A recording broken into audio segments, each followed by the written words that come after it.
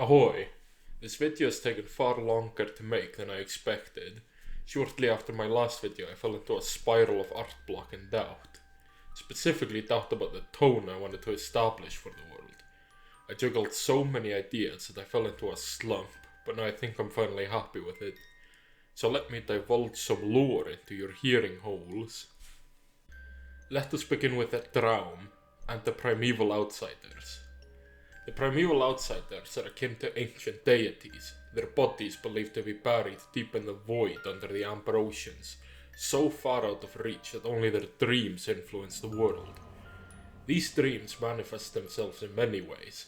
Ground turns to flesh and bone, abandoned buildings spiral and twist into unrecognizable mazes of hallways and rooms, as even the constellations above yield to their thoughts. Swirling and twisting, vanishing and appearing, seemingly never settling. The most important of these dreams are the wretched aberrations known as the Draum, horrific monsters that pose as the greatest threat to the world. They come in a great variety of forms, the largest of which rarely share their look with another. However, their look and powers depend on which outsider's influence they are born of, as they seem to share some features with them. Draum tend to look out of this world, rarely fitting into the ecosystem they've appeared in. Their features are nonsensical, with eyes, mouths, limbs, and tentacles appearing seemingly wherever they please, with some continuing to morph and change far after they've manifested. Overall, their designs are heavily influenced by Lovecraftian beings.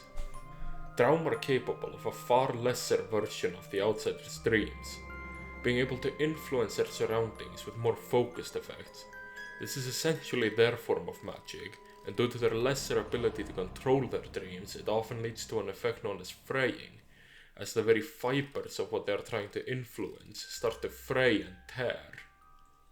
True Draum can only be slain with weapons that have been ritually blessed by the Lucerna. Second to the Draum are beings known as half-Draum. They are created in one of two ways, either when a creature is mentally shattered by the Draum or through sleep. Falling asleep leaves one vulnerable to the influence of the outsiders. The only way to defend oneself in this state is with candles, which should always be kept nearby. If a candle has successfully warded off the influence of outsiders, the flame will die and become impossible to relight. Half-Draum can be any creature, be it human or animal. They become twisted and disfigured into monsters, something as little as another eye to becoming shambling mounds of flesh and bone. However, just like full Draum, they inherit some features of the outsider or Draum that caught them. Half-Draum can be slain without the need of a blessed weapon. Now, let's shift our view over to humanity. In the wake of the destruction brought by the outsider's dreams, humanity was scattered and broken until the Second Coven was formed. It started as nothing more than a humanitarian effort by the Lucerna to aid the displaced, but rapidly expanded into the largest sect of Lucerna the world had ever seen. The Second Coven is the guiding light of humanity, as they are responsible for the safest settlements left in the world, which they call crucible cities. Large, heavily populated cities, absolutely packed to the brim with people, houses and candles. Their walls tall and insurmountable, crucible cities more often than not operate on a caste system, with the Lucerna at the top, as they and their candles are the only thing that keep the city safe from the dreams of the outsiders. Crucible cities are the envy of all who do not live within their walls, and their inhabitants are often met with hostility as soon as they step outside, as people build ramshackle towns right outside in hopes of being kept safe. In the center of the largest crucible cities are gargantuan crucible trees, lined with spiral settlements up the trunk and within the canopy. They get their names from the large wax crucibles the Lucerna use to shape their candles. These are the homes of the Lucerna themselves, as the trees house academies, candle production, and all sorts of different facilities required by the Lucerna. And most importantly, the trees are conduits for the largest candles the Lucerna possess, using them to keep the unbridled chaos of the outside world at bay. From these cities hail the hunters, bold people coming from all sorts of different backgrounds who are sent outside the Coven's territory to hunt down the fiercest of Draum to keep their population at bay.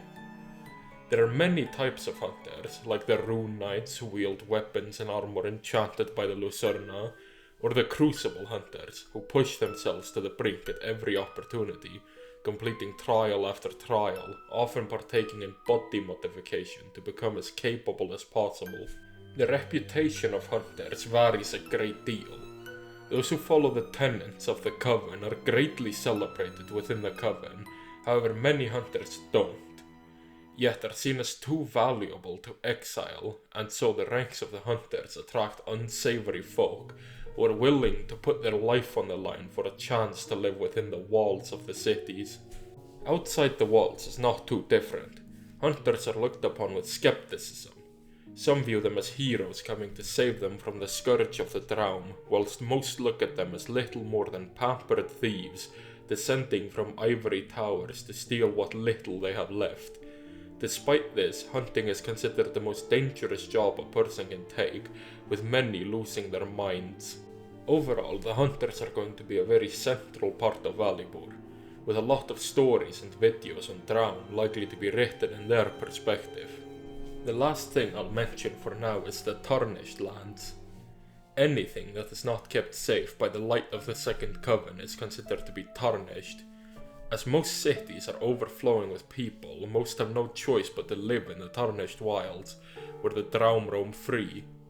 Forlorn and gloomy lands whose history is forgotten, ruled by fear and depravity as reality breaks and shifts under the dreams of the outsiders. Overall, the Tarnished Wilds are too vast to cover in a footnote, as it's literally the rest of the world, with a mind-boggling amount of locations and characters that I hope to make a separate video for. For now, I just wanted to get the tone I'm aiming for across. A world where humanity struggles to survive as Lovecraftian nightmares roam a world that bends and submits to the dreams of the incomprehensible. I do hope to see you in future videos. But for now, the exit is right there. Get out of here, this instant. You're not welcome here anymore. Leave.